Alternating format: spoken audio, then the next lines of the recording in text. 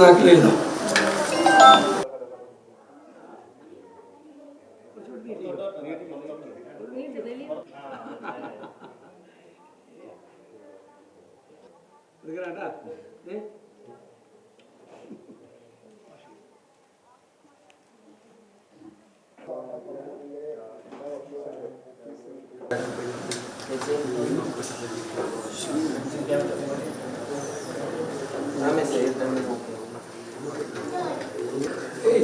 വലിയ ആളാളെ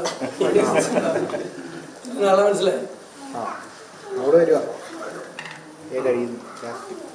എൻ്റെ കൂടെ പറയണം, ബാക്കി പിള്ളേർക്ക് പറയാം.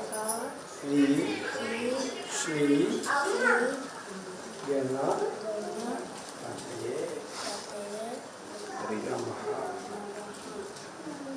മനോഹരമായൊരു ദിവസത്തിൻ്റെ ആരംഭമാണ്. വളരെ കൊച്ചിലെ എൻ്റെ അമ്മയോട് ചോദിച്ചിട്ടുണ്ട്, ഇത്രയും വലിയൊരു സ്ത്രീ ഇങ്ങനൊരു വലിയ ഭാരമുള്ള വീണയുമായി എങ്ങനെയാണ് ഈ താമരപ്പൂവിൽ നിൽക്കുന്നതെന്ന് ചോദിച്ചത്. പക്ഷെ അമ്മ തന്ന മറുപടി, അറിവിൻ്റെ ദേവതയാണ്, ജ്ഞാനത്തിൻ്റെ ദേവതയാണ് സരസ്വതി. അറിവ് കൂടുമ്പോൾ തലക്കനം കുറയും, കനം കുറയും. അപ്പോൾ താമരപ്പൂവിൽ നിൽക്കാം എന്നാണ്. അത് വലിയൊരു പാഠമാണ്. ആ അറിവ് തേടിയുള്ള നിരന്തരമായ ഒരു അന്വേഷണമാക്കി ജീവിതത്തെ മാറ്റണം.